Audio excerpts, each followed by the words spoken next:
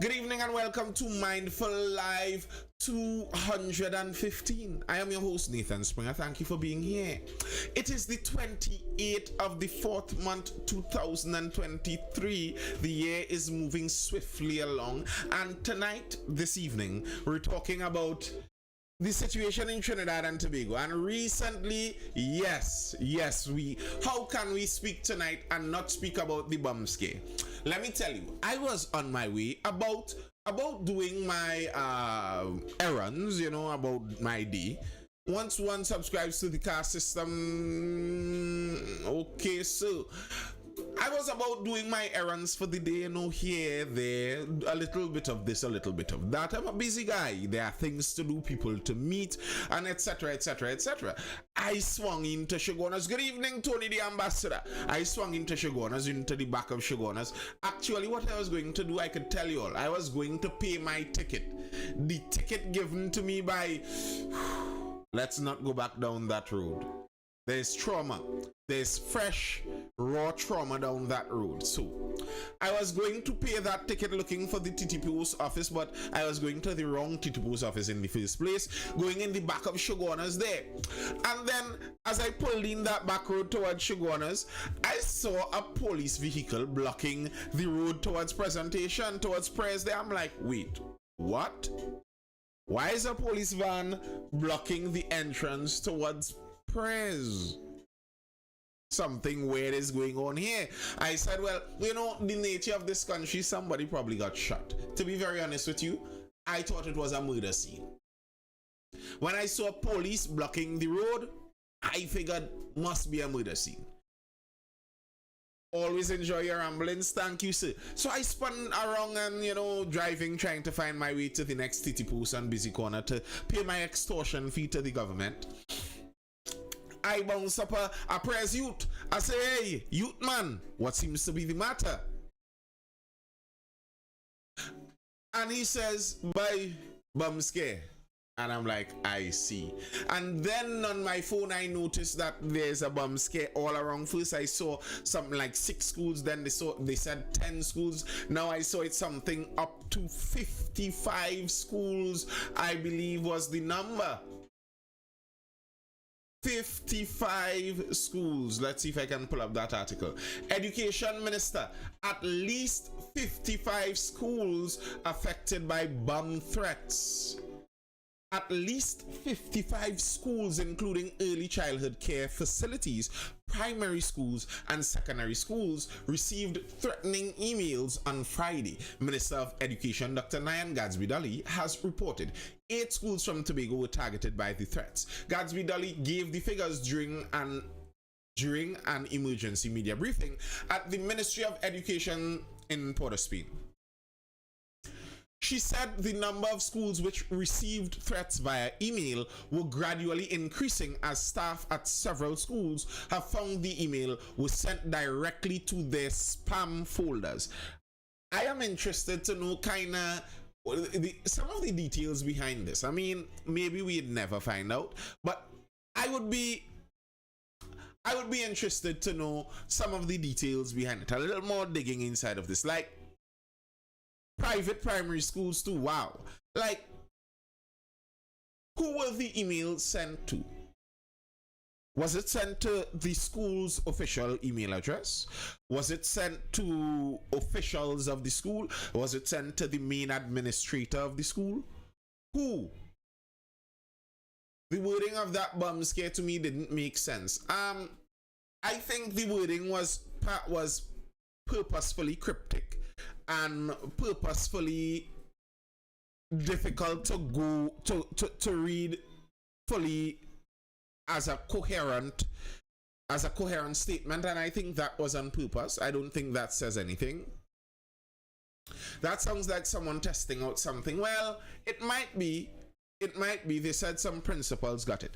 The reason being, I think who the emails were sent to would be, it would tell something. It would give some answers, because maybe all of them are on a particular email list. Maybe you mightn't be able to know who may have access to email lists such as Enrique, at this point you are spamming, so I will mute you.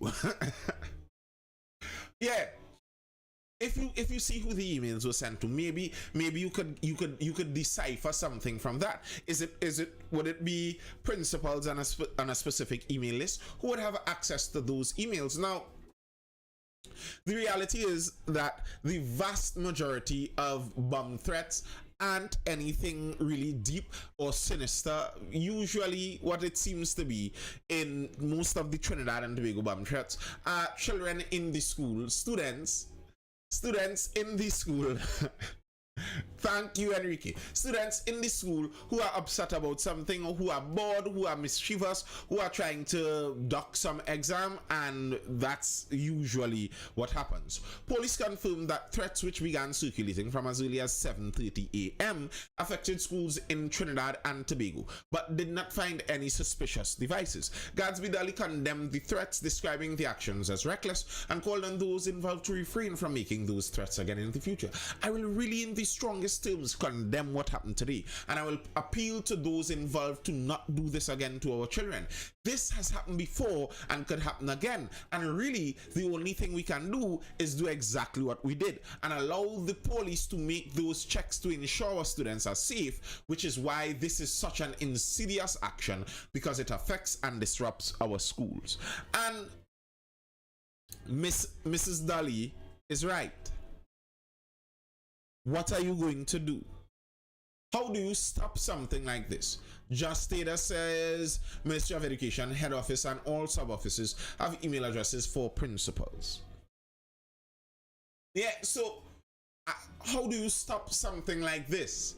Like, it's not difficult to send out a mass email. And I mean, I don't know the competencies of our cybercrime division. I have a suspicion that, I mean, they aren't NCIS, CIA special forces level.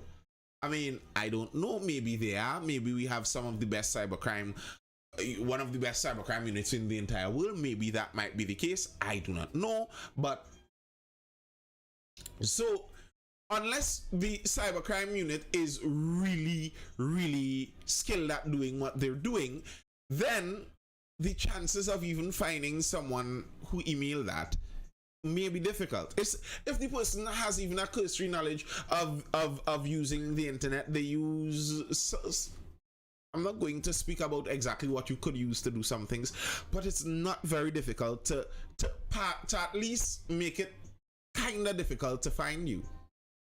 Well, they can locate a minister's family phone. Well, a family phone is not an email. A family phone is not an email. Emails have been sent with all kind of incriminating things, and that doesn't mean you're going to find the person. So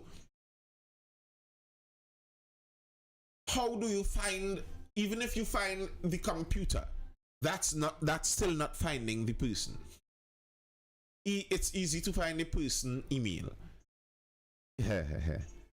Okay, and obviously it's a fake email, so what then? You find the email, you read the name that was signed up, and you see the name is James Bond. What then? What's the next step?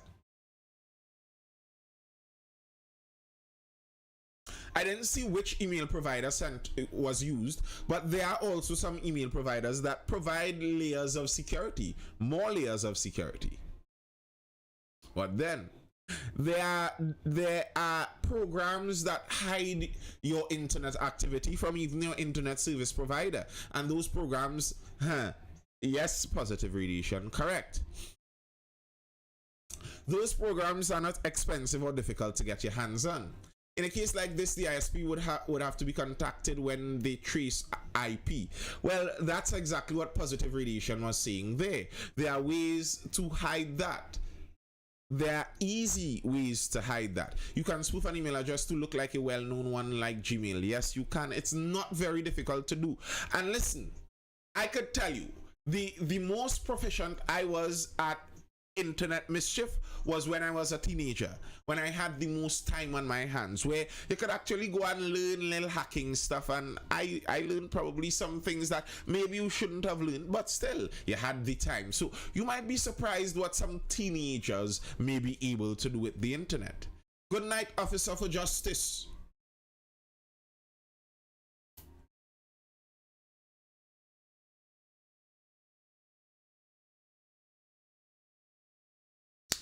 Gadsby Dolly said the threats would have disrupted CSEC Spanish oral examinations, which would be rescheduled for Friday. So now, if I were the head investigator here,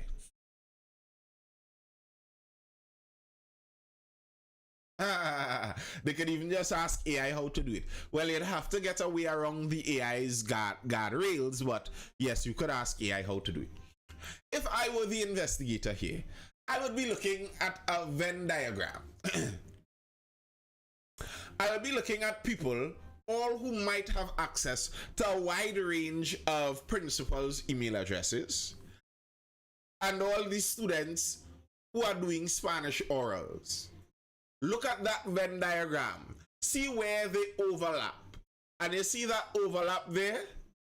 That's where you find your suspect very likely. Good night, Reeve.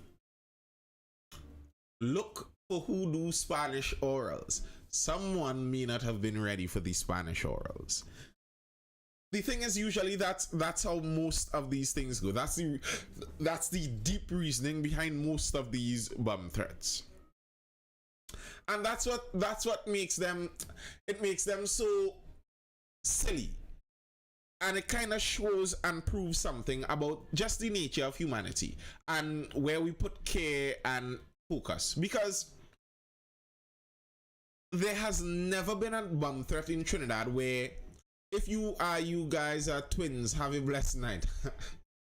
No, we are not twins. If you're speaking about my brother, I am the youngest. I have two other brothers. Both of them are 3 and 4 years older than me. What if an IP address from Russia or some country big it was used? Exactly what I was telling my daughter. Yeah.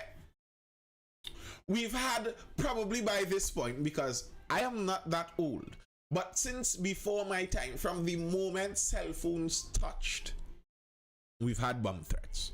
Many. Maybe by now, thousands of bomb threats to schools. And I don't think we've ever found one bomb. But the difficult thing is, you still have to react like that. You don't want to be the official that says, you know what, this one isn't the real one, and somebody's child is in this school. You don't want to be that official, so you have to react to all like it's serious. You have no choice. You have to react to all like it's serious. That's just the reality. And as a parent, that's kind of what you want.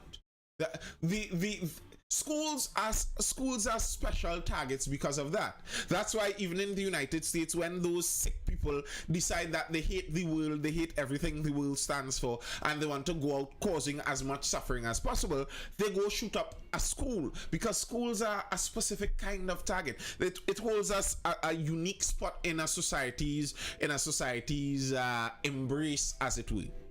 Schools are the future of the society. It's like everything that happens everywhere else in the society, the purpose that everything is happening everywhere else in the society is because of these fledglings, these youth inside of the schools. Everything is for them, basically. If you get rid of all of them, then basically everything that everyone else does in this society is pointless. The society is going to crumble when every adult dies. That's just the reality. The only thing that matters in terms of societies and longevity would be the next generation, the children. Schools to make it more authentic. Coco says, I was referring to Kerwin, and you guys have a very unique song that makes people want to listen. Thank you. Happy Sabbath. P says, thank you. Hey, Mr. What's happening? But yes, these things are kind of unavoidable. Like there really isn't much you could do to get away from that. Like, you can't Were any Hindu schools involved? I don't know. I didn't see the list of 55 schools, but I would wager that some were involved. I saw Saraswati. I passed by Saraswati and they were over early, so there's that. Positive relation, you can still trace the person it gave. It goes back to how much access and skill you have. The hardest part would be if it gets traced back to an internet cafe where people are just in and out. Well, according to which VPN you use and according to your ability, you could have people chasing for so long that the chase becomes impossible. It's not extremely hard to do, where you create a trail that just becomes too long for the trace and the chase to be practical. So that's not a hard thing to do. I think TNT really needs to take information technology more seriously. Correct. David Aboud says, how do you feel about the decline of Port of Spain and the downtown core? How do you feel about the decline? Well, how I feel about the decline, I might say two ways. I might say two ways I feel about that. One, I think decentralizing is a good thing for Trinidad and Tobago. But I think to do that, you really need the government. You need the government to take all of their offices out of Port of Spain. Not all, but so many of their offices out of Port of Spain. And I think that would be a good thing for the country. I think our government services need to be much more decentralized. And if we decentralize our government services, the auxiliary businesses that service them would follow suit and disperse around the country. I think that would help the peak hour, rush hour traffic that we get to and from Port of Spain and all of that. That's one side of it. The next side of it, I think, is the horrible crime situation and the traffic situation of Port of Spain makes business in Port of Spain a much more difficult thing. So for one, Port of Spain is a city dead after 5-6 o'clock, and I don't think that's just because Port of Spain is a working city. I think a lot of that also has to do with the crime. If there was a magic wand you could wave and make East Port of Spain crime free, the Port of Spain, I believe, would blossom into the Caribbean business capital as the deceased Patrick Manning envisioned it. I think a lot of what is inhibiting Port of Spain right now is the crime situation. It's difficult to get a good business district running with rampant crime. So that's what I think about the decline of Port of Spain at the moment. That's my view on that. All right. Moving on from those.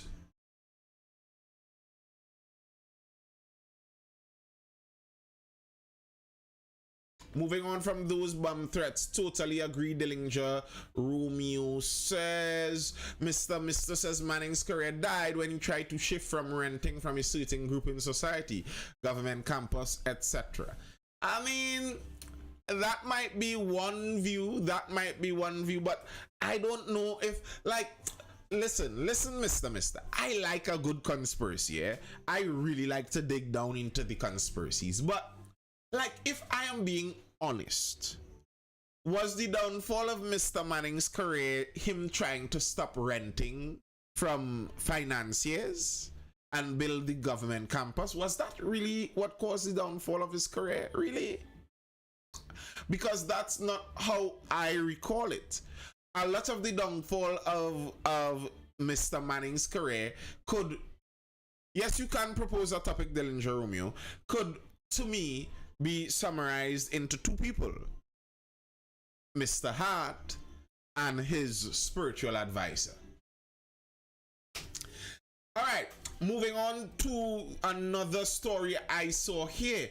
The opposition, I think some of the news I saw, good night, moisture enjoyer. It going good. It going moist. I think when I'm reading some of the stories for this evening, I think I see the opposition is actually being a little more intelligent in some of their approaches. Kamala asks PM to reconsider stance. Let's meet on crime.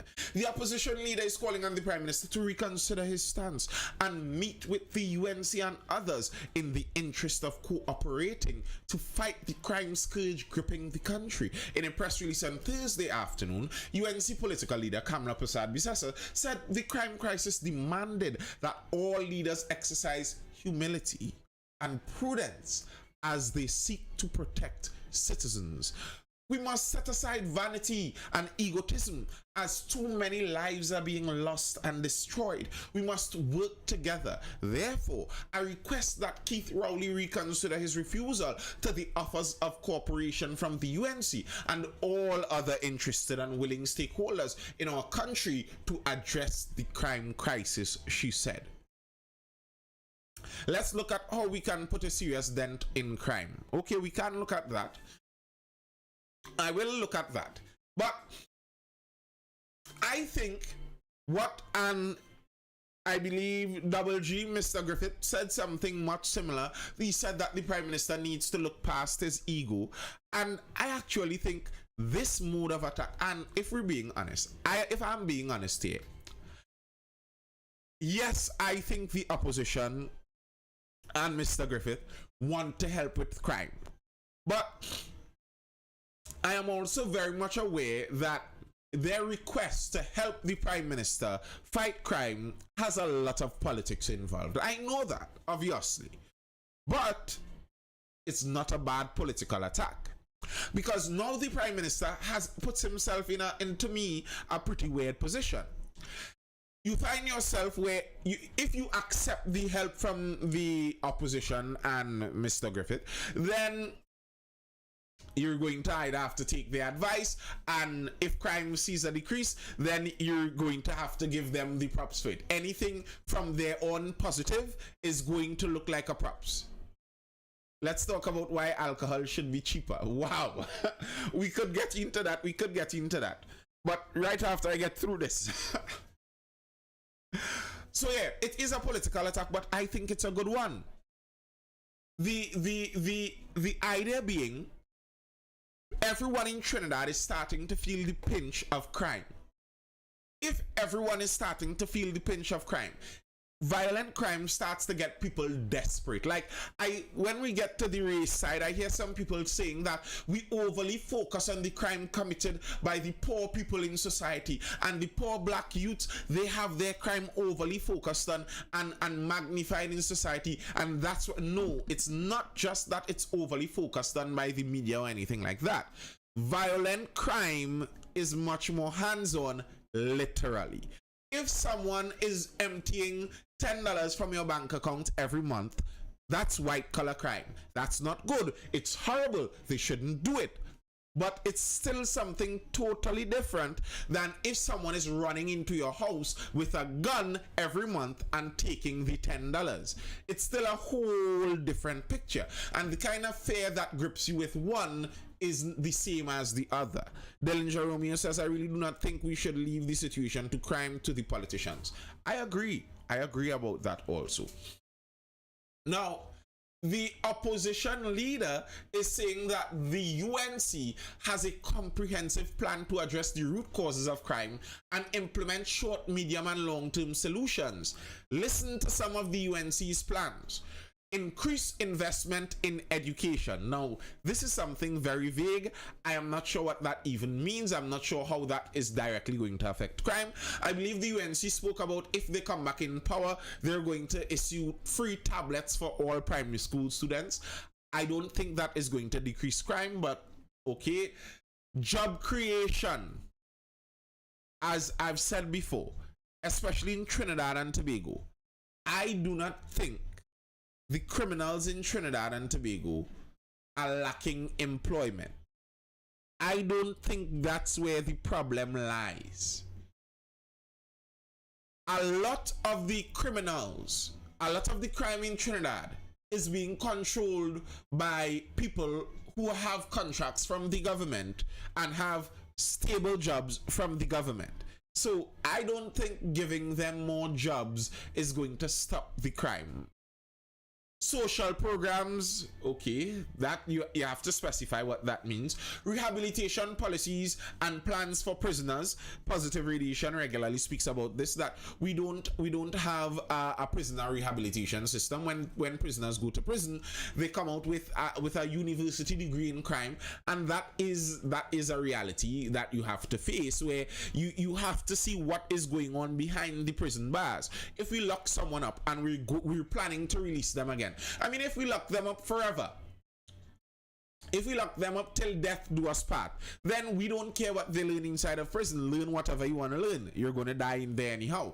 But if you plan on releasing these people back into the society, you must understand that they're going to have to be able to interact with everyone else. And if you allow them to interact with violent criminals for the better part of 15 years or something like that, and they just learn from each other without any kind of guidance to pull them into a better path, I don't think there's much hope for them when they come back out. So I could understand that bail reform. I'd have to see what that means. Updated law enforcement training. We do desperately need that. Adjustments to ministerial portfolios. I guess we'd have to see what that means. Scientific improvements in training, investigations, and data analysis for crime prevention. I believe that is extremely necessary. And here are the two things I think are very important that the UNC is saying here. And I've said this before. It seems like the UNC is attempting to get my vote with these two pieces here. New legislation such as Stand Your Ground and home invasion laws. And two, increased access to legal firearms for citizens. UNC is speaking my language there. UNC is speaking my language here. Extrajudicial killings must stop. Mister. Okay, let's speak about crime. Let's speak about some of the crime and criminality in Trinidad. I said this last night. I think a major part of the reason, a major part of the problem is people excusing criminals. I think there should be no excuse for criminals and criminality. I think that's the starting point we should have. I think that's the starting point we should have. That is certainly not the answer, as Dillinger Romeo says. That's not the answer for you, Dillinger Romeo. That's not the answer for you. But here's the problem.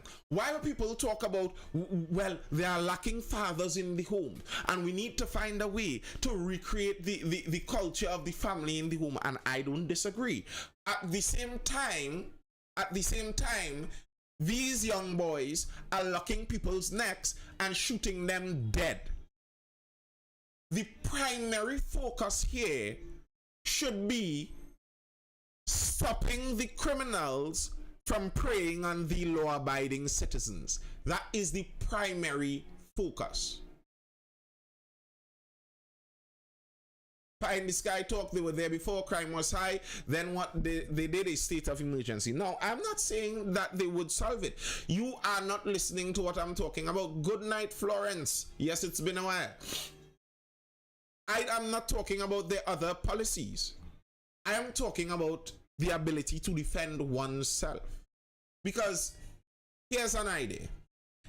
If the government is incapable of defending you from the criminals, who do you expect to defend you? Can everyone in the chat answer that question? If the government is incapable of defending you from the criminals, who do you expect to defend you? Feel free to answer that question. Feel free to answer that question in the chat. And then, after you answer that question, ask yourself, is the Trinidad and Tobago government capable of defending you? Are we seeing proof of that in Trinidad and Tobago? I think we have lots of examples to study, lots of examples of what, pray tell, lots of examples of what. If you're talking about gun crime and gun legality, I would urge you, please dig into those examples. They may be very interesting. We have to defend ourselves as far as I see it, yes? but that's common sense. That's common sense. Like, I don't understand what's the difficulty. What's the difficulty in understanding this? If let's imagine the answer to crime is clearly a multi-pronged one. There's no one size fits all. Obviously, that's true, Miss Akila, 100%. The answer to crime is a multi-pronged one. No one thing is going to solve crime. That's true.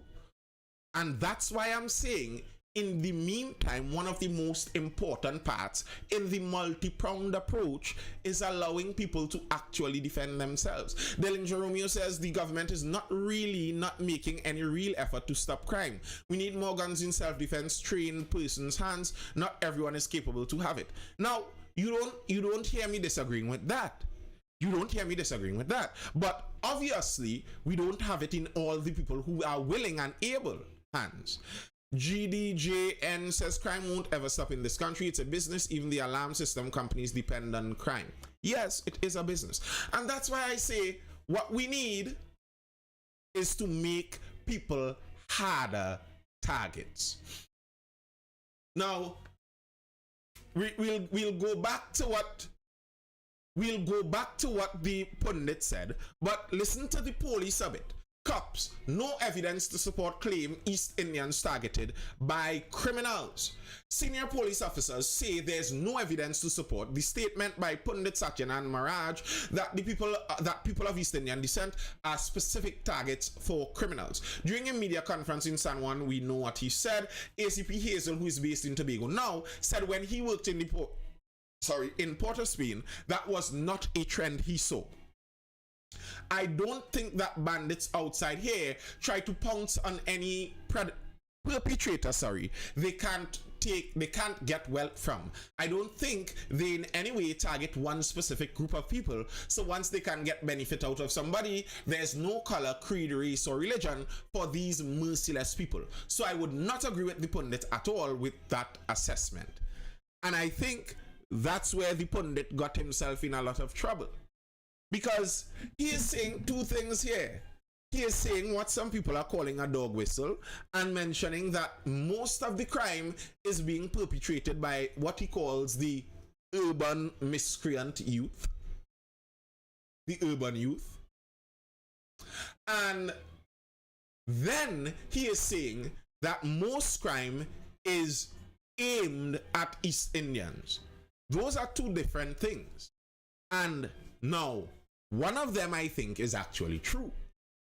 I think much of the violent crime is perpetrated by the urban miscreant youth. And I think trying to call someone racist for pointing out obvious facts does not help the situation. And I've been saying this for months now. Because I read the news. And when you see a home invasion in Kunupe, and then they catch the 4 guys, and they're from Beetham. When you see a home invasion in Pinal, and they catch the 3 guys, and they're from Silat. When you see a home invasion in Mayaro, and they shoot the 4 guys, and they're from Lavantil. You must understand that those homeowners are going to notice the pattern. And for them to say we're noticing a pattern and you say don't notice that pattern, you're racist. How dare you notice the pattern, you're racist? That doesn't help. That doesn't work. And all you're doing with that, if you push that, all you're going to do with that, is you'll push these discussions underground. Do you think that the pundit is the only one who thinks like that? Do you think he's the only one in Trinidad who thinks like that? Do you think that no one else in Trinidad recognizes that the vast majority of these home invasions seem to be coming from specific youth from a specific area? I mean, these things can be observed. So, Mr. I don't understand the point of what you're trying to make here. Okay, yes, ancient archaic customs have prejudice in it. What's your point? Or else we're just playing delusional. Exactly, Miss Akila. I think you need to be honest about it. You need to be upfront. Now, listen to something that the police went on to speak about here. Senior Superintendent Pear, who oversees the Central Division, said he does not see any one racial group being preyed on in the district, nor does he see any group of people making themselves so-called softer targets compared to other racial groups. He explained what soft target means. Now listen to this. Listen to what the police are saying here. For example, a person walking on the street, walking with a cell phone, focusing on the cell phone rather than their surroundings, then you won't be aware of that person who is approaching you to snatch your phone. For home invasions, in some instances, people leave their door wide open while they are at home. And in terms of lighting systems, if you were looking at protecting the environment, one would tend to have it well lit. And even with camera systems or neighborhood watch groups, and when these things don't exist, those persons present themselves as soft targets. Now, this officer here was explaining what makes you a soft target.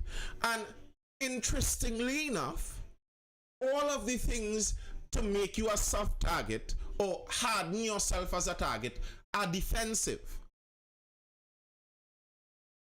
All of the things to harden yourself as a target that the police suggest are tortoise. They're turtle. You have to find ways to pull into your shell. Lock your door better, turn on your lights brighter, get cameras. You know, tortoise yourself. And I find that interesting. I find that interesting. Mr. says, do urban youth just stroll down Arangwes and imagine that anybody has anything in abundance inside their homes? They're getting info from inside. Even if that is true, Mr. All you have been doing since the beginning of this discussion, is excusing the criminality. Nathan, you prefer being offensive. Well, here's the problem with that positive radiation. If a tortoise is being attacked by a persistent enough enemy, they would always lose.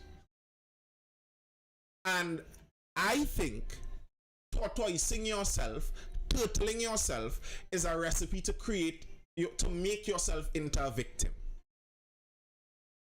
And I don't think turtling yourself deters crime. If the bandit comes and all you do is jump into your shell, they'd leave and say, well, next time maybe. Here's how turtling yourself would have worked very effectively.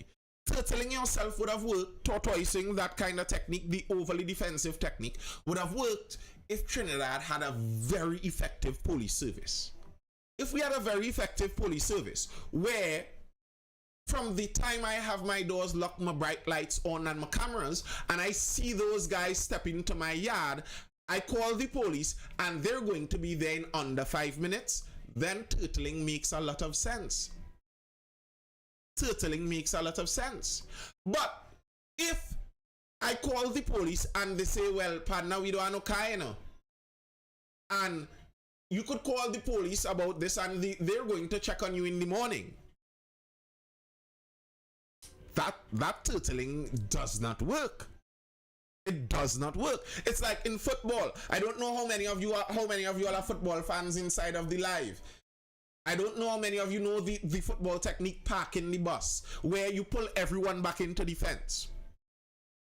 Parking the bus is basically an obsolete technique now, because many people recognize if you pack everyone into defense, the problem is you aren't going to score. And with a good enough team, I meet you today in Mid-Center Mall. Hey, yes, I remember that. Greetings, sir. All right, now let's go on with what the TTPS was saying further than that. Meanwhile, TTPS Public Information Officer Inspector Michelle Lewis was asked if the lengthy process in acquiring a legal firearm leads to people, in particular business owners, becoming soft targets. Listen to this. I have to answer positive before this screws up too far. Positive Radiation says, Nathan, if you shoot the bandit, 5 cars are showing up in 3 minutes. Yes. 5 police cars. If you mean police cars, yes. 5 police cars are showing up in 3 minutes, if that's what you mean. But the information officer from the police was asked a very direct question. Is the delayed process for getting firearms, is that delayed lengthy process making business owners into soft targets? Now, anybody who understood what they just explained about soft targets, the obvious answer is yes. If the process takes long, you're delaying their opportunity to defend themselves with a firearm. So obviously, it is making them softer targets. But this is what upsets me about the TTPS so often. They speak like politicians, always obscuring and titivaying around the factual matters. No, this is what the police said. If the delay on the firearm user's license is making people into softer targets. No, I would not say that. I would not say that process is contributing to that. It is a process that has to be followed through. It is a process according to written procedure, and it is not new. And we understand the situation that we are in, the climate that exists within the country in relation to crime, and how it impacts persons negatively, and we are all concerned. But it is very important also that when a firearm is issued to someone, that it ends up in the hands of the person who will be responsible in doing so. So the process must be thorough. She never answered the question. She never answered the question. Okay, the process must be thorough, but must the process be so delayed? And in so delaying the process, doesn't that make people soft targets? Mr. says vehicles had GPS and were monitored according to time spent in particular areas. GG had an emergency response system and a real-time command center, National Operations Center. Yes, he did. And these are some of the statements from the TTPS that really makes me shake my head. The TTPS seem like they're so intent. They do not want the public to have firearms. Why? To me, if I were to take a cynical kind of anti-state approach, I would guess the reason the TTPS doesn't want regular citizens to have firearms is because the TTPS is regularly doing nonsense, and they always want to have the firepower advantage over everyone else while they're doing their nonsense. That's my cynical reasoning for it. Ismakaya says in America, you can literally walk into Walmart and purchase a gun with your driving license. Only I don't understand why it's so difficult down here. It's so difficult down here because our state authorities do not want us to get it. Well, that's the problem with our journalism. Capitalism and slavery, bruv. Yes, I agree with that in this case. Now, the thing is, this police is talking here about this is the system, and we must follow the system, and we must follow the process, and blah, blah, blah, blah. And it reminds me of me paying my ticket today. The public make it bad for themselves having a firearm. How is that so Friday forever? How did the public make it bad for themselves having a firearm? How did that happen? And tell me, if the public made it bad for themselves having a firearm, what did the public do that the police didn't do? How are the police making themselves superior to the public in us looking at them and saying those are the people who should have the firearms? How is that so? Reeve says we need to talk to our neighbors. When you're on this live, you know, I trying to learn.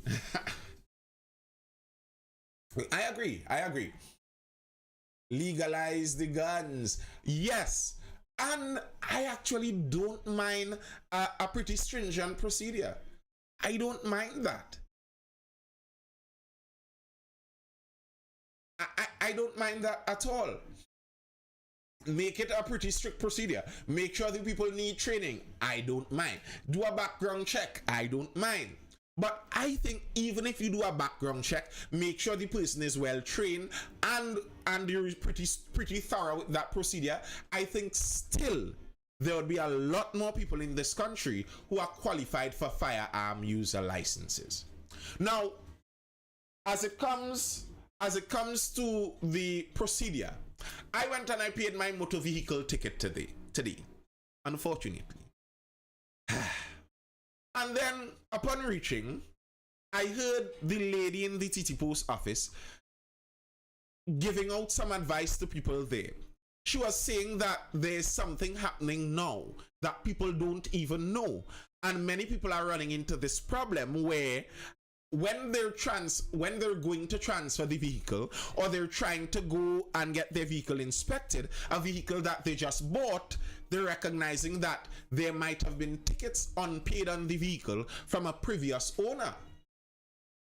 And now the licensing division is demanding that the new owner pay off those tickets before you can get the vehicle transferred or inspected. These people are bandits. The licensing division is one of the most money hungry divisions, and to think that that's one of the most corrupt divisions at the same time, and these people have the gall to stand there and pontificate us about morality and the rule of law, and knowing that they built their second home with bribe money. You're looking to split hell wide open. But nonetheless, some of these things seem like they actually may be unconstitutional. Motorist challenges licensing authority policy. A purported licensing authority policy preventing all transactions in relation to a vehicle until all traffic tickets issued to drivers who used it are paid is under legal challenge. Yes, you would think so, Positive Radiation. You would think so. Earlier this week, Quebec-based auto body mechanic Neil Thomas, who was prevented from having his vehicle inspected because a driver authorized by its previous owner did not pay a ticket, was granted leave to pursue a judicial review lawsuit over policy.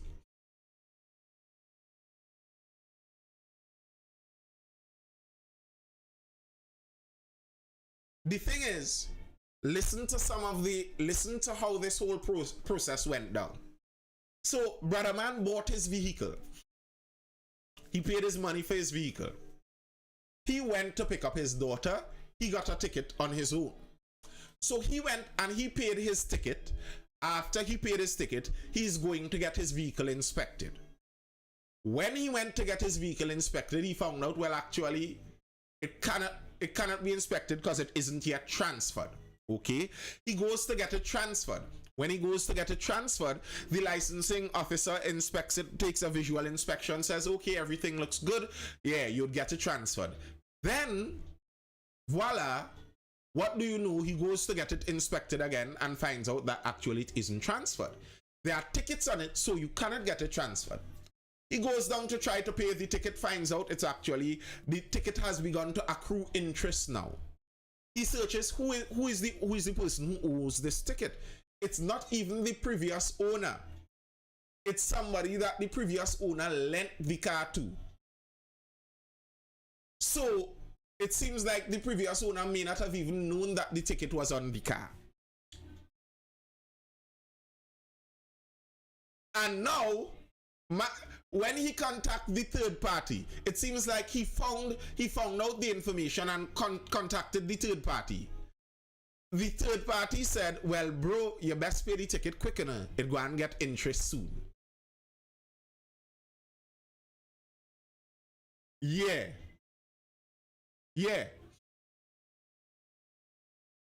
He then, now listen to this line. Too much dishonest and scamish people in Trinidad and Tobago, it's disgusting. Okay, but listen to this line, listen to this. He then contacted the authority, which informed him that he know where the fine was. After threatening to file a lawsuit over the policy, the ministry's permanent secretary wrote to him apologizing for what transpired and advising that he could now have his vehicle inspected at any testing station.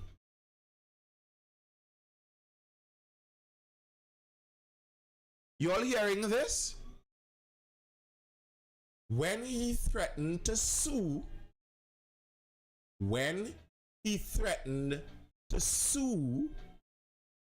the ministry permanent secretary quickly wrote and apologized to him. So it could nearly seem like if the ministry is very much aware that this policy is illegal. It could seem so.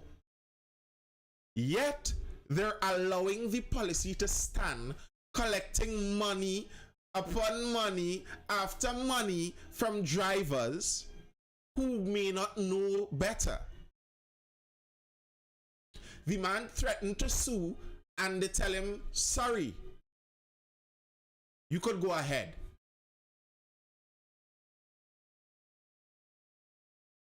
So why now they're backtracking? Because it seems like they didn't have good grounds to keep the policy. But here's the strange thing. They didn't cancel the entire policy. You would think, okay. This man came to us with this problem. This is a problem that is out there with this policy. We're saying this policy isn't good. We already apologized to this man. So then we should cancel this policy. Should we not?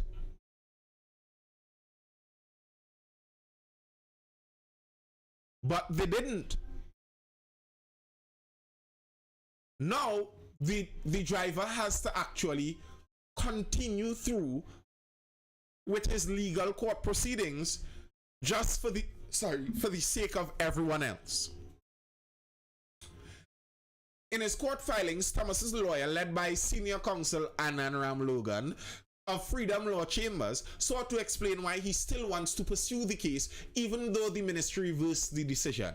And when you see who he got as his lawyer, you might understand why the ministry reversed that decision. Because that brother is becoming a multi-millionaire. He is doubling his wealth off of government lawsuits. He seems to know how to pick them. And chances are, if he's involved, he may be very well aware that this does not stand up to our constitution. And that's why he's continuing with the lawsuit. You see, if he continues with the lawsuit, he could still sue for legal fees. He specializes in beating the state. Listen, there's a place for that in the country. Like you could, especially if you're a lawyer, if you're a PNM loyalist, you may dislike the man greatly. And I mean, there's some shady stuff to be spoken about there, but there is a place in the country for lawyers who fight the state. That is somebody who is very important in your country. You want this because you would have cases like this where the state is going about abusing the citizens. These new tickets are already on a 25% interest in quick time. You miss a payment, it's 25%. You miss the next payment, it's 25%. It's like really highway robbery coming down from the government. And maybe we need some lawyers like this to sue the government. Sue the government, take them for all their worth. And more, like usually I am one very civic minded. I understand that when you take money from the government, you take money from all of us. But then when you look at what the state is and how the state behaves, after paying that ticket today and seeing the quick interest they have in the convoluted measures they have, all to extract money out of the citizenry, you kind of get the feeling like you should be in opposition to the state. And every chance you get, if you could take the resources from the state, by all means take it. That could kind of be like the feeling you get. I'm not saying that's what you should do, but you could get that feeling. When you feel the victimization of the state coming down, that's the feeling you get. Take whatever you can from the state when you can. Justice Frank C. Prasad should get that case. Well, the case is going to be called on Monday. The case is expected to come up for hearing on Monday afternoon, when the Transport Commissioner is expected to give his position on the policy in light of concerns over its legality and its effect on innocent third parties. So we'll hear what the Transport Commissioner has to say on it.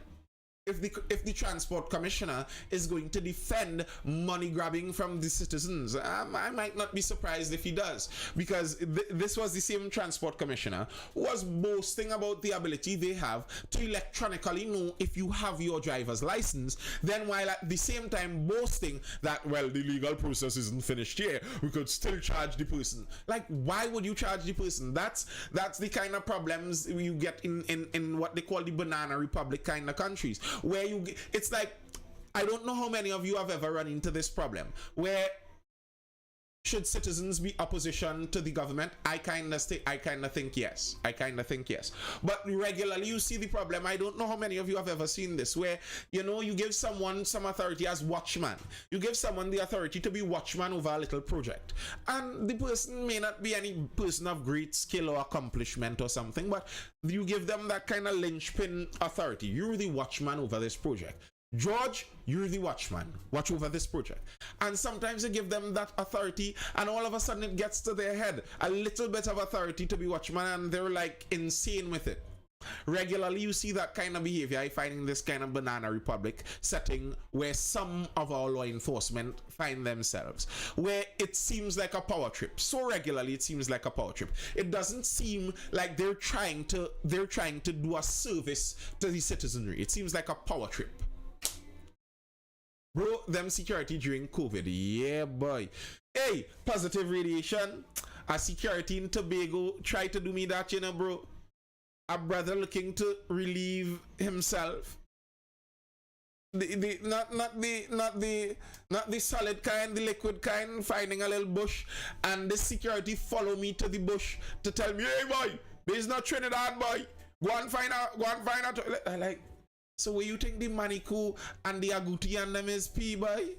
Making a big scene in Tobago. I remember y'all, and the man he followed me with the intention just to tell me there is not Trinidad. That's what he wanted, to tell me there is not Trinidad, all your Trinis feel. He lucky I didn't have the time. He was lucky that I was busy on that day, and I had a hot pee too. I'm going to run polls from now on, answer to increase interaction. I like that, Roni. I like that one. I like that poll.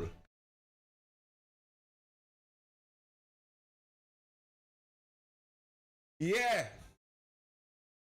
So that's the position we're currently in. Good night. What's the topic tonight? Well, we were talking about various topics surrounding crime, which is kind of the focus of everything seemingly in Trinidad and Tobago. Then we're talking about a challenge that someone is having towards a policy in the motor vehicle execution of the motor vehicle duties, the traffic payment of the traffic fines, the traffic tickets, where they were charging you for tickets on a vehicle that were received by other parties previously. The new owner of a vehicle has to pay off those tickets before you could get the vehicle transferred.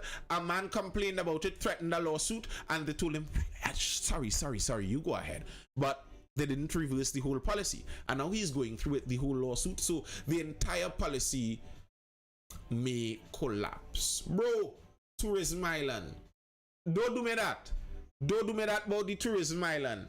I was in the middle of the bush, was down behind Roxborough. Don't do me that about tourism. The man wanted to flex his authority. A lot of our laws needs to be updated and reviewed. 100% agreed. But then I look at the Parliament display. I don't know how many of you watched that. The Parliament display today, where Munilal was like, why is this vagrant on his feet? You all saw that? Why is this vagrant on his feet? And then Fitzgerald Hines was boasting about his accomplishments and his masters in constitutional law, and he has to listen to this wet behind the ears. And I'm listening to these men, and I'm like, my hopes for seeing our parliament run in a way where we actually see laws being updated, my hopes just sunk. I looked at them and I was like, nope. It's not going to happen, is it?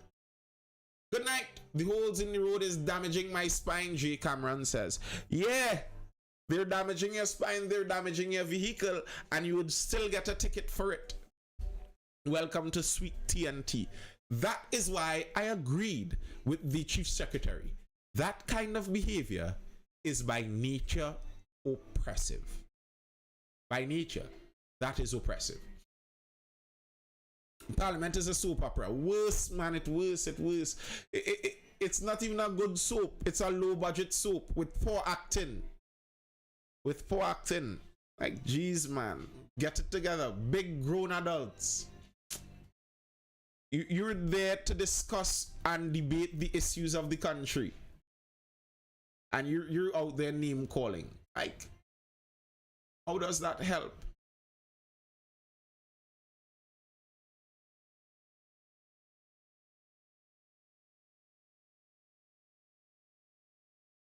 I dropped the poll again. I just want the right to own a gun and stand your ground law. Then I'll be good with whatever. Now, Ronnie, UNC is saying that they're bringing that. UNC is saying that they're bringing that. Listen.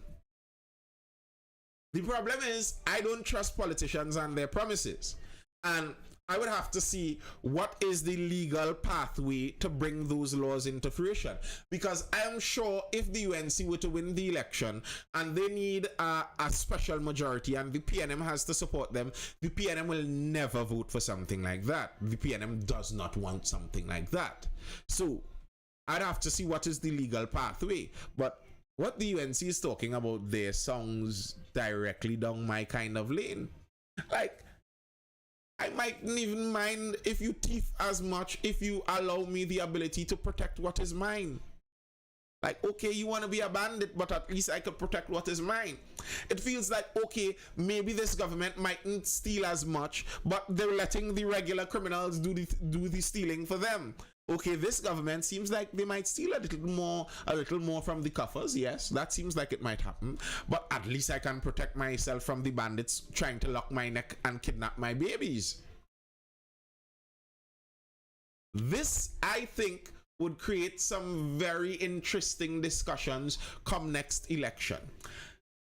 I regularly say this. I do not think Mrs. Kamala Persad-Bissessar is electable in Trinidad and Tobago. But if the UNC runs on a self-defense ticket, Just Leader says, no, brother, the PNM supported UNC crime when they were in opposition. Just Leader, I am not saying their crime plans. I am talking specifically about making it easier for citizens to own firearms. I don't think that's something that the PNM wants. I'm not talking about their crime plans in general. Empress Rooney says, I would need more info from them. Next thing I vote them in and I end up like Tobago. Woo, cat in bag. Shots fired. Pew, pew. But yeah, I think Mrs. Persad-Bissessar is unelectable by and large in Trinidad and Tobago. And I think the history of the electorate has basically shown that.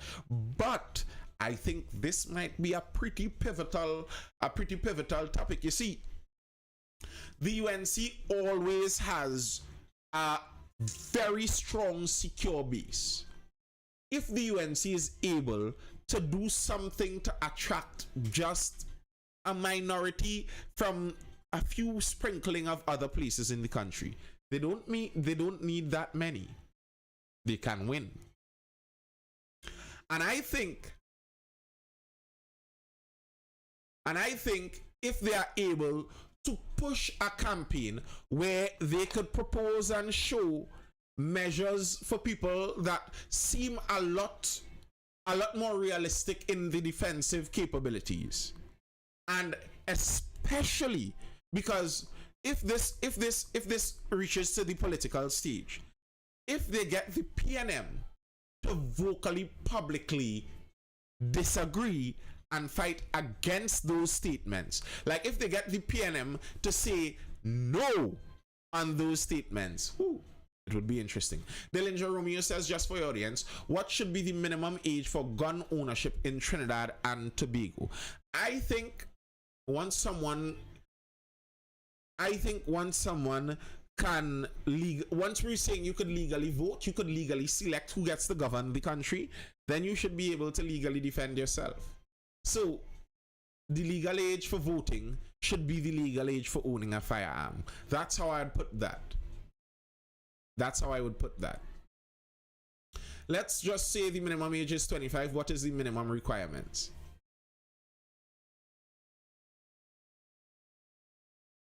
What are the minimum requirements?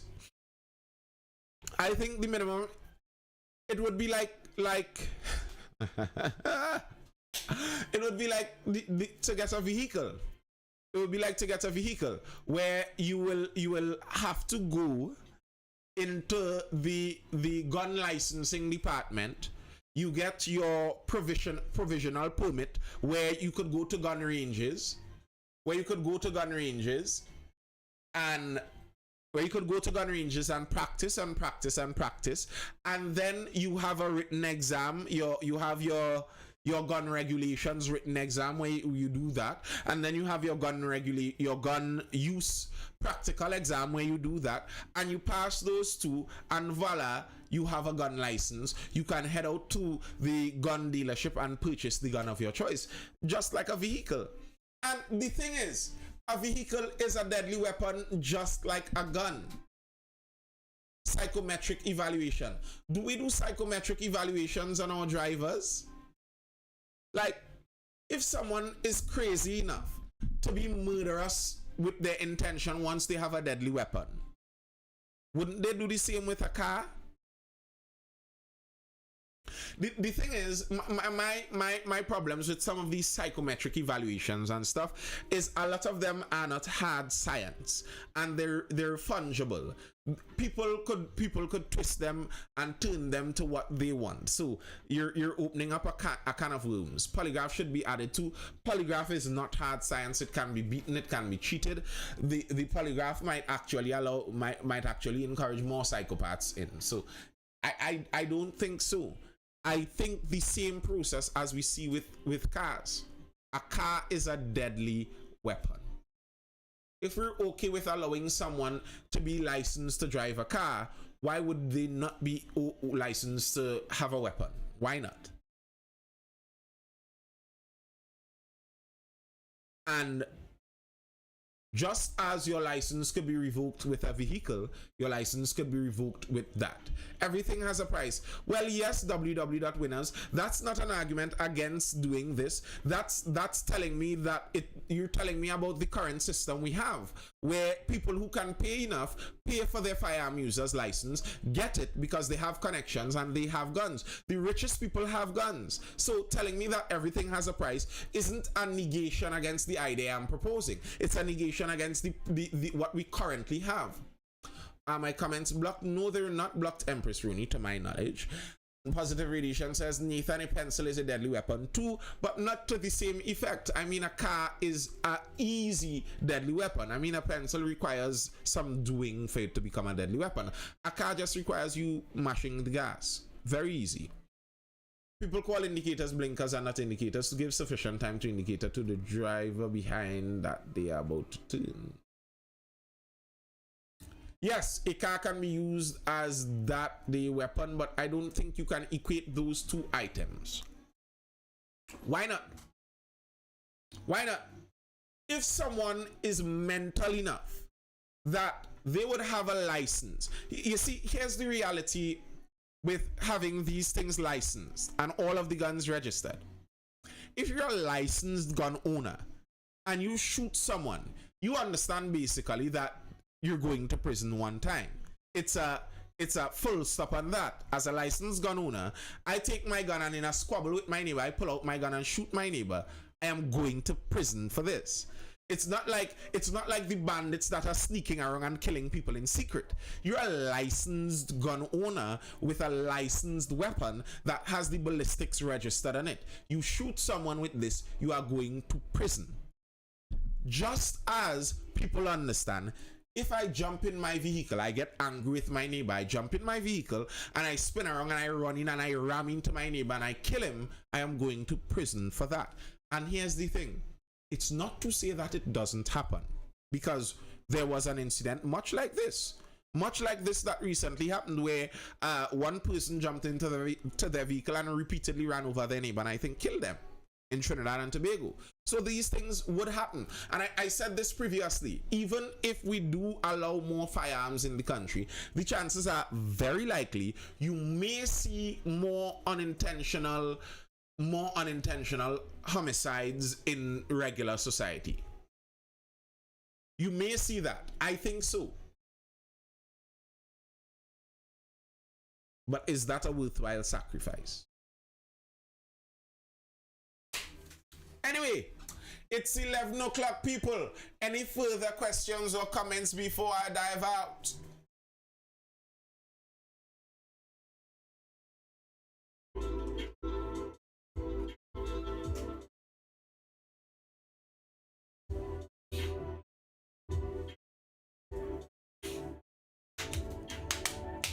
It seems not. Are you married, Anika Bestas? That's my ring. It's not in here, but yes. Yes, I am most certainly married. Yes, Empress Roni, I am here still. Let's keep in mind that most guns that are used in the United States and elsewhere are guns. Thanks, Nathan, as always. I got a lot of work done. I think your sentence isn't finished there, Dillinger Romeo. Rooney, let's keep in mind that most guns that are used in the United States and elsewhere are guns that are legally obtained. Where did you get that information from, Dillinger Romeo?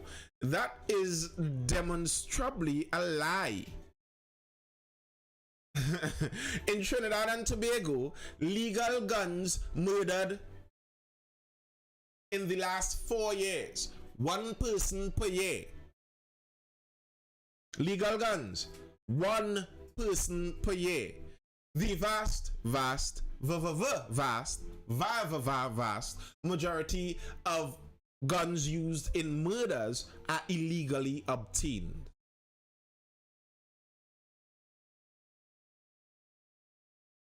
Vast majority. We like listening to you, very educated. Thank you, Stephen Haynes. Would the world be better off if US overtook Russia? Wow. What a question. I don't think so. I think counterbalances help. Because for one, I am more partial towards the liberty and free market of the United States. I am much more partial towards that, and I am much less favorable towards the remnants of Soviet communism that you see coming from Russia. I'm much less favorable to that. But I also think if the United States were to get global supremacy, a lot of things would be shoved down our throats that we do not want. Here's a prime example. Right now in the United States is a federal country. They have federal law, like some Tobagonians want, where you could have state laws and federal laws. So the state of Florida recently passed some laws banning child sex changes. You cannot take your little child and carry them to take hormones to try and change them from a boy to a girl or from a girl to a boy. You cannot take your little child and carry them to the doctor and let them cut off their breast or their penis or anything ridiculous like that. Florida said, we're banning it. They passed a law against it. The United States federal government is now attempting to sue Florida to insist that they cannot ban what the US federal government calls gender-affirming care. Now, I think if the United States was the global supremacist power par none, with no other counterbalance, that's the kind of thing that would be coming down the pipeline, unadulterated, to every single country in the world. And I kind of appreciate when there are some counterbalances there in the world. We have a multipolar world. It's not a unipolar world. There are different poles, and I like the fact to some extent that China is getting stronger, so that the United States cannot just exercise total monopolized power over Russia to do as they please. I kind of like that fact. Dillinger Romeo says, I understand that. However, there are much more guns in the United States that are legally distributed. I don't know. I think what you're talking about is that most of the guns used in murders in the United States were initially legally purchased.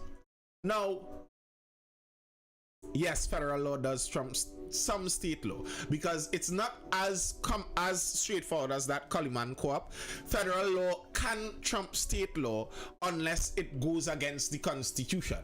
So the state could sue the federal government too, because, for example, the federal government in the United States was attempting to have a rent amnesty where renters did not have to pay their landlords their rent during the pandemic for some reason or something like that, and they sued the federal government, saying that that was an unconstitutional edict that the federal government made. So it's not totally that simple, but yeah, to some extent. Right, so if that's your point, that the initial purchase was legal, I don't think that says anything really. I don't think that says anything really. It's like saying all of the compounds that are used to make meth were legally purchased initially. Yes, that's true. But you can't stop selling all of those products because they are essential products in everyday life. So the solution that could be done to stop that is stop the manufacture of guns, and that's the point many people are making. You are not going to stop the manufacture of guns. You cannot do that. There's no one government in the world that has the amount of power required to stop the manufacture of guns. And if you cannot stop guns from being made, then isn't the next best solution to allow everybody to have the great equalizer? You understand? It's like if you think of it as animals. If you have food only in tall trees, and you have some animals that somehow develop stilts to crawl up to the tall trees and get the food, and some animals don't have the stilts, they just can't get it. Isn't the best solution to give everyone it? Because it's impossible to get it out of the world. You're not going to claw back all the billions upon billions of guns that have been created in the world. That's literally impossible. And now we're currently at a position now where we're seeing 3D printed guns, 3D printed gun parts, and it's only going to get better. When someone could have a piece of equipment in their garage that they plug in a blueprint into, and within a day they have a gun printed out.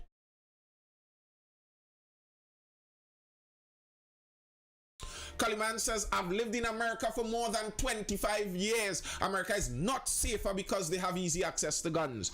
Well, I don't care if you lived there, Kaliman Co-op. That's not how evidence-based arguments work. You'd have to show the evidence for that. And the states and counties in the United States with the most lax gun control laws are by and large the safest. The cities in the United States that are the most dangerous have the strongest gun control laws. It's harder to get a gun in Chicago than probably in Trinidad and Tobago, legally at least. So America is number one in mass shootings and school shootings. Okay. There are several factors that you have to put into that. One, you have to understand what mass shootings are. those are statistics that are conveniently arranged. School shootings also are a unique phenomena to the United States. I agree. That has something weird to do with their culture. I don't think that's a good argument that guns shouldn't be there, because the United States still, with the mass shootings and school shootings, is not the most violent country in the world. Still with it.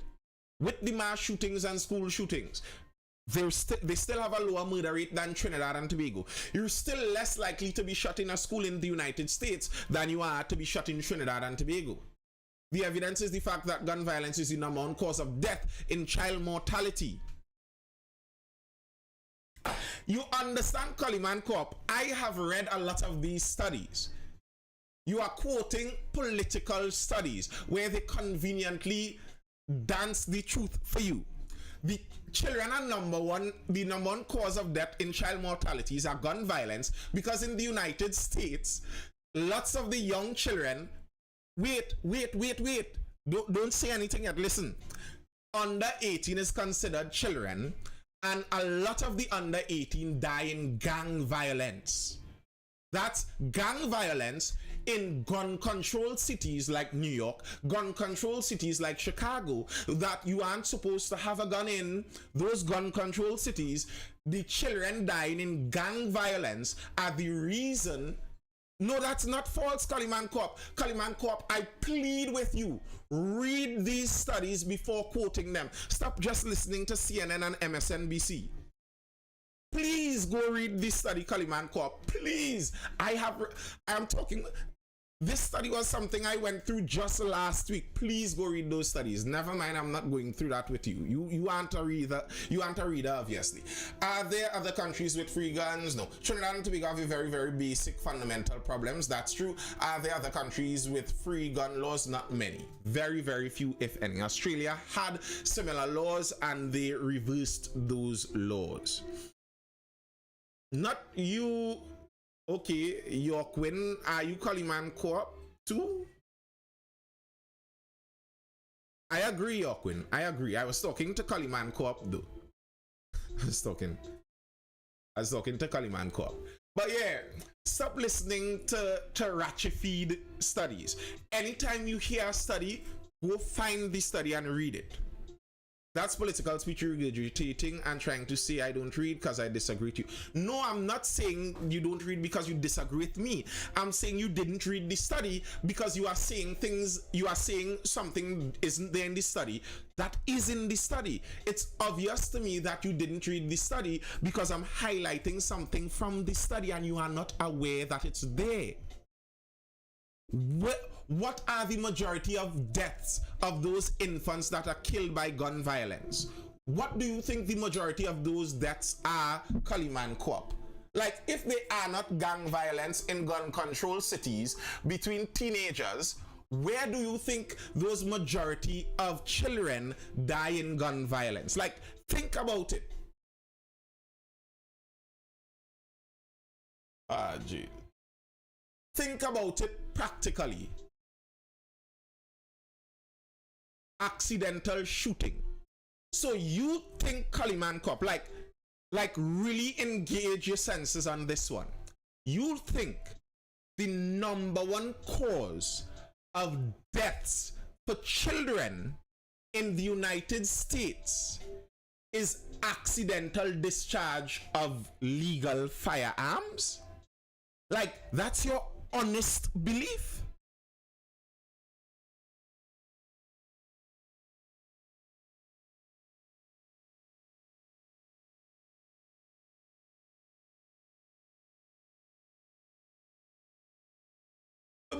Yo, you could tell me I didn't say that, Coleman Corp. Or you could tell me I didn't say that, you just said that. I asked you, how come it's the number one thing? And you told me accidental shooting. You can't deny that. It's literally, Coleman, scroll up. You literally said it right there, bro. You said it right there. Accidental shooting. It's written right there. I'm not twisting what you're saying. Like, think about this a bit. How is it that gun violence is the number one child mortality cause? What do you think kills all of those babies? I will, Dillinger. I saw it and I will. I saw what you said and I will. I will look at that.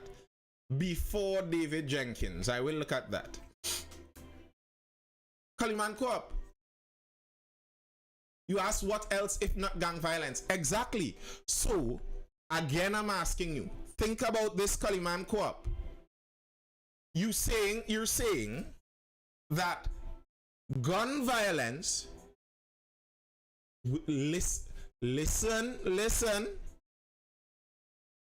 gun violence is the #1 child mortality cause in the United States, you see. It kills the most children. What do you think is the cause for most of those deaths? You told me accidental discharge. And obviously, by you telling me this and saying it might be, you're proving that you did not read the study. The study told you where the deaths were. It was broken down. The vast majority of deaths were between 14 to 18 years old. And it wasn't accidental discharge when playing with daddy gun. It was in the cities of Baltimore, Chicago, New York, Louisiana, etc., etc., etc. Gun controlled cities, cities where it's illegal for you to own those guns. Gang violence, where those teenagers kill each other. That's the #1 cause. That's why you see gun violence is the #1 cause of child mortality in the United States. Gang violence. Trinidad and Tobago is actually headed pretty similar there. I must say that you and Springer do have some thought-provoking speeches, and it is these open-minded discussions that we need more of in order to liberate the minds of persons that are held by mainstream. Yes, see, that's political propaganda against blacks in America. Oh, G's and ages, Kaliman Co-op. That's why I ask if you read. Please, Kaliman, please go read these studies. Here's what you can do. Read this study. Come back on Monday with the information from the study. Read it, come back with the information from the study, and you can then make your points on it. You don't live here, so you don't understand what they make these studies here. All right. So here's what you are trying to get me to believe, Kaliman Co-op. I don't live there, so I wouldn't understand this. No, it wasn't one study actually. It was what do they call those studies? A cohort study. A cohort study is a study of a group of studies. So it wasn't one study called Kaliman Co-op. Again, you're showing me that you didn't read this study. You're quoting this study for me like you're sure it's 100% fact when you don't know anything in this study. Then now you're saying it's one study. Now you're second guessing the study that you quoted for me. Did you forget that you brought up this study? It means absolutely nothing. They had a study that will refute that study. No, there was no study that refuted that study. What I'm telling you, go find the study that refuted that study and bring it back for me. You brought up this study for me. I hope you all over on TikTok could have followed the conversation that went on over there on Instagram. I think I'm finished with that now. But he brought up a study for me. When I showed him that I actually read this study and I know what is inside of this study, he said actually no, I don't know what is inside the study. I further showed him that I do know what is inside the study. Now he is saying that, Kaliman Co-op, you told me that firearms are the #1 cause for child mortality in the United States. Wasn't it you who told me that? Scroll up and see. Scroll back through the chat and see who it was brought up the #1 cause of child mortality. See who it was said that. And here's what I want you to answer me. If you're saying you didn't bring up a study, how did they figure out what was the #1 cause of child mortality if they didn't do a study? Didn't say I read that in a study. So Kaliman Co-op, you told me that gun violence is the #1 cause of child mortality. Off of what evidence? Just off of vibes? You just get our vibes and say, well, I think gun violence is the #1 cause of child mortality? Medical records from hospitals. Okay, Coleman Co-op. Who tabulated the medical records from hospitals? Who tabulated the medical records from hospitals? And when you go through collecting all of the medical records from hospitals, collecting the autopsy reports, and putting them, compiling them, what do you call compiling all of that information? You compile that information into something called it's called a study. So you were quoting a study on the autopsy reports and medical reports from hospitals on gun violence and gun deaths. And the study that showed the gun deaths, that study also showed the ages of the people that died. And the same study showed that the ages of the people that died were 14 to 18. And most of them shown in that study, most of them were from gang violence. You get it? Now, Coleman Co-op says that's not a study. Okay. I hate when people try to pass on conjectures, facts. We are not data-driven people. We are a field people. Correct? Are you killing me tonight? the man reached to the point. Tell him come over TikTok. I don't think he would come over to TikTok. Done that now, I brought. But are gangs actually making money? Yes, gangs make a lot of money. A lot of money. The problem with the gangs is everyone in the gang doesn't make a lot of money. The guys at the top make a lot of money, but gangs make an insane amount of money. Like, why do you think gangs fight to the death over territory? If you hear the kind of money that some of those gangs rake in from their territory, drugs have money in it, you know. Dillinger Romeo says, I think it's important that you understand who is behind studies that are done here in America. I don't deny that. I don't deny that. But there are multiple studies. There are certain things that are much more difficult to ratchet. TikTok is for young people. I'm over 45 and don't have the app, Coleman Co-op says. Understood, sir. Understood, sir.